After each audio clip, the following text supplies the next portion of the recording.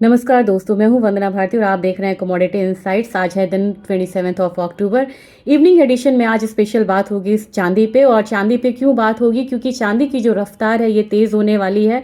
एक बारी ऐसा लगा था कि मार्केट में, और लॉन्ग टर्म तो मैं हमेशा बोलती हूँ कि चांदी यहाँ से बहुत तेज़ है और यहाँ पे बहुत ज़्यादा बिकवाली की संभावना नहीं है, लेकिन यहाँ पे लग रहा था कि 2025 में क्या ये अपनी ऊंचाई को तोड़ेगी, ऑल टाइम हाई को, या फिर यहाँ से एक गिरावट के संकेत है। क्योंकि मार्केट में बहुत ज़्यादा या एक डर का माहौल था, क्योंकि जब पहली बार चांदी 1980 में $50 आई थी तो वहाँ से 90% तक का गिरावट आता हुआ हम लोगों ने ये देखा था। जब 2011 में फिर से ये $50 के करीब गई, वहाँ से 70% का एक फॉल जो था वो देखने को मिला। तो अब ये लग रहा था कि एक बार फिर से ये $50 से ऊपर गई, $54 गई, तो क्या इस बार भी चांदी यहाँ पे 50-60% का एक गिरावट दिखाएगी, या फिर यहाँ से एक जंप जो है वो और देखने को मिलेगा? और मुझे लग रहा है कि यहाँ से एक उछाल देखने को मिलेगा, क्योंकि तब के और अब के फंडामेंटल्स में बहुत डिफरेंस है। फंडामेंटल्स में रफ्तार आई है, और जिस तरीके से फंडामेंटल डिमांड यहाँ पे बढ़ रहा है, चाहे वो ईवी का हो, चाहे वो सोलार का हो, चाहे वो एआई के हार्डवेयर के लिए चांदी की डिमांड हो, और उस हिसाब से लग रहा है कि चांदी की जो माइनिंग्स है वो नहीं बढ़ी है। और अभी जिस तरीके से रिपोर्ट आई है, तो लगातार 5वें साल चांदी की जो सप्लाई साइड है वो डेफिसिट में है, और स्क्रैप भी बहुत ज़्यादा नहीं है। तो कुल मिला के बात ये हो रही है कि 2030 तक जो चांदी की जो डिमांड है वो बढ़ती चली जाएगी, और जो सप्लाई डेफिसिट है वो 50% तक यहाँ पे बढ़ता हुआ नजर आएगा। यही कारण है कि वायदा बाजार इस तरीके से रिएक्ट कर रहा है, क्योंकि वायदा बाजार हमेशा फ्यूचर्स के प्राइसेस को देखता है और उसके अकॉर्डिंग यहाँ पे ट्रेड करता है। तो अभी आप देखेंगे कि आपने सुना होगा कि शंघाई में 10 साल के लोअर लेवल्स पे यहाँ पे चांदी का स्टॉक है, या एलएमई में चांदी के स्टॉक्स नहीं मिल रहे हैं, कॉमेक्स में भी यहाँ पे चांदी के स्टॉक्स यहाँ पे बहुत कम हो चुके हैं। तो कई कारण है यहाँ पे। एक तो मैं आपको बता दूं कि यूएस और चाइना, जो दुनिया की सबसे बड़े मतलब देश है, बड़े देश हैं, वो यहाँ पे चांदी को क्रिटिकल मिनरल्स की श्रेणी में रखे। इसकी वजह से अब वहाँ पे एक्सपोर्ट बहुत ज़्यादा नहीं होगा दूसरी कंट्रीज़ में, और इसे सेफ गार्ड करके रखा जाएगा। यानी कि चांदी अब इन दो देशों से अवेलेबल नहीं होगी दूसरे देशों को। दूसरी बात है कि मैं एक पहले भी बता चुकी हूँ कि अब यहाँ पे आरबीआई ने भी ये अलाउ करा है कि चांदी के एवज में आप लोन ले सकते हैं। पहले आपने गोल्ड लोन सुना था कि गोल्ड लोन लेके कोविड में काफ़ी लोगों ने भी लिया था, और काफ़ी लोग, गोल्ड लोन बहुत प्रचलित है, लेकिन अब चांदी के को मॉर्गेज रख के भी आप यहाँ पे लोन ले सकते हैं। तो चांदी के जो रोल्स हैं ये बहुत बढ़ रहे हैं। पहले क्या था, चांदी के बर्तन होते थे, सिक्के होते थे, ज्वेलरी होती थी। अब यहाँ पे आपको निवेश मांग बढ़ रही है, आपको स्ट्रैटेजिक डिमांड बढ़ रही है। क्यों? क्योंकि ये क्रिटिकल मिनरल्स में आ गया। इसके बाद जो आरबीआई ने अभी करा है कि इसे एक स्ट्रैटेजिक मेटल्स की तरह यूज़ करा है, यानी कि इसके बिहाफ पे आप लोन ले सकते हैं। ये एक अलग रोल इसने एक शुरू करा है।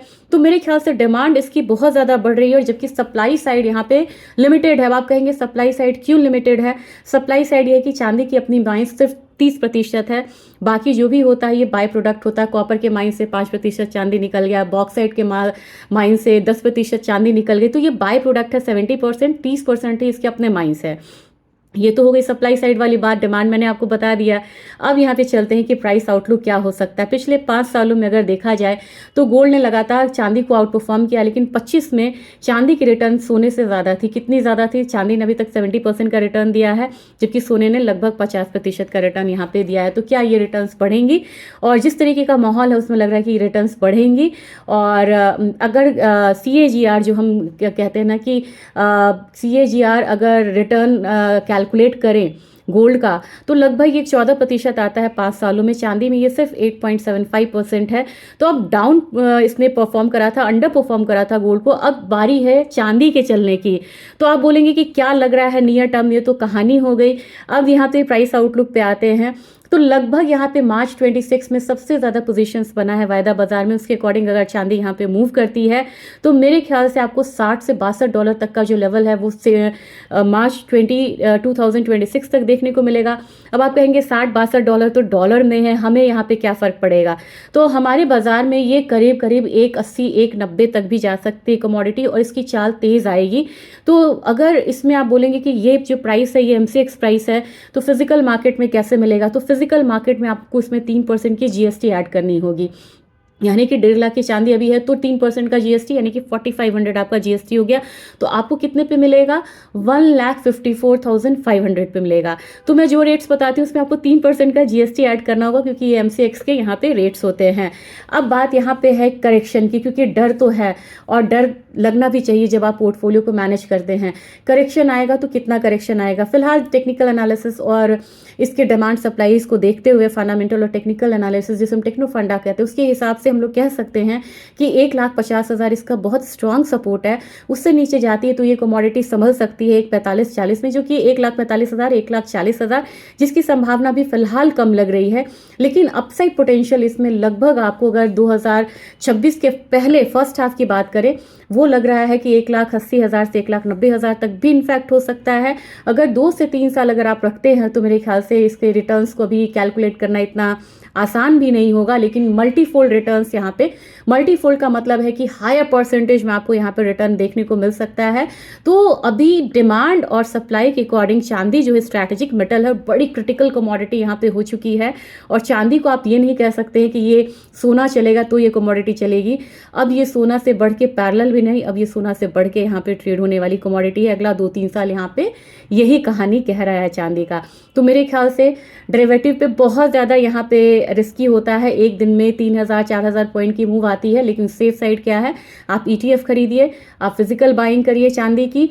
लेकिन ई गोल्ड या ई सिल्वर अगर मिल रहा है तो उसको थोड़ा सा अवॉइड करके चलिए, क्योंकि ये अभी आरबीआई ने भी बोला है, सेबी ने भी बोला, इनफैक्ट सेबी ने बोला है कि ये रेगुलेटेड नहीं होते हैं।